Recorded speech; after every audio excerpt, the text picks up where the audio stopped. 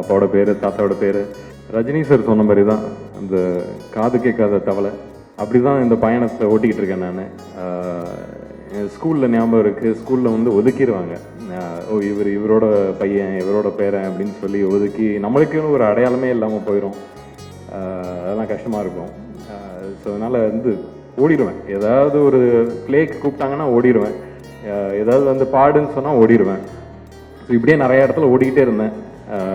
அப்படி ஓடினது தான் காலேஜுக்கு அமெரிக்காவுக்கு ஓடினேன். அங்கே போய் என்னை கண்டுபிடிச்சேன். இது சுற்றி யாரும் இவர் அவர் அப்படின்னு சொல்கிறதுக்கு யாரும் இல்லை. கண்டுபிடிச்சி அந்த இடத்துல தான் ஒரு மன அழுத்தம் அப்படின்னு சொல்கிறதுன்னா அங்கே தான் வந்துச்சு. அது எல்லாத்தையும் கிடச்சதுக்கப்புறம் திருப்பி இங்கே வந்துட்டு சரி சினிமா தான் அப்படின்னு ப்ரூவ் பண்ணி உள்ளர வந்துட்டு சரி ஆனால் டைரெக்ஷன் போகலாம் அப்படிங்கிற ஒரு பயணத்தில் மாற்றி இங்கே இடித்து அங்கே அடைச்சி ஒரு மாதிரி எப்படியே வந்தாச்சு. வந்து ஆக்டிங் தான் பண்ணோம் அப்படின்னு சொல்லும்போது அப்பா டேய் இது உள்ளார வர இது எப்படி இருக்கும் தெரியும்ல அப்படின்னு. அப்பா கிட்ட சொல்லாத விஷயம் தான் இன்றைக்கி பேசிகிட்டு இருக்கேன் இது வரைக்கும். அப்போல்லாம் ஓடினேன் ஒளிஞ்சேன் அப்படின்னு. அன்றைக்கி அப்பா கிட்ட சொல்ல. ஆனால் அதிகமாக இன்றைக்கி அவங்களால வர முடியல, கோயம்புத்தூரில் இருக்காங்க. நிச்சயம் அதை பார்ப்பாங்கன்னு நம்புகிறேன். சொன்னேன் ஆமாப்பா இல்லை எனக்கு தெரியும், என்ன மாதிரி எதிர்பார்ப்பு இருக்குன்னு எனக்கு தெரியும், பார்த்துக்கிறேன் அப்படின்னு இறங்கினேன். அவங்களுக்கே தெரியாமல் கும்கின்னு ஒரு படம் போய் சைன் பண்ணேன். அதுக்கப்புறம் அவங்களுக்கு போய் சொன்னது தான் என்னடா ரெடியா ஓகேயா அப்படின்னு கேட்டாங்க. தெரியல பார்க்கலாம் அப்படின்னு சொல்லி இறங்கினது.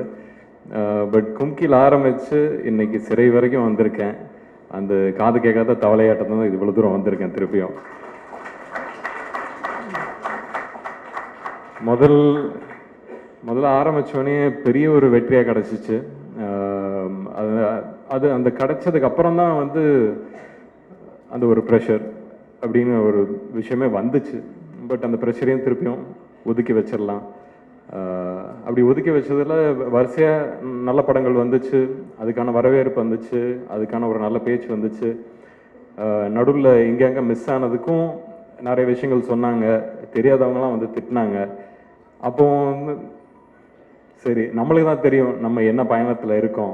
இது உள்ளார சினிமாவாக நீங்கள் அது மட்டும்தான் பார்க்குறீங்க. பர்சனலாக எனக்கு நிறைய விஷயங்கள் போயிட்டு இருந்துச்சு. ஸோ அதனால் மேபி என்னோட நான் இப்போ திரும்பி பார்க்க போதெல்லாம் அப்பப்போ பார்ப்பேன். சரி நிறைய விஷயங்கள் நம்ம லைஃப்பில் சில விஷயங்கள் மைண்டை அப்செட் பண்ணுச்சுன்னா அது வந்து ஏதோ ஒரு இடத்துல தெரியும்னு அது சினிமாவில் தான் எனக்கு தெரிஞ்சிருக்கு. அது வந்து நான் திருப்பியும் பிடிச்சி இழுத்து உட்கார வச்சு சரி இது என்ன பண்ணுறோம் கரெக்டாக பண்ணு அப்படின்னு சொல்லிட்டு என்னை திருப்பி தேத்திக்கிட்டு வர்றதுக்கே கொஞ்சம் டைம் ஆகிடுச்சு.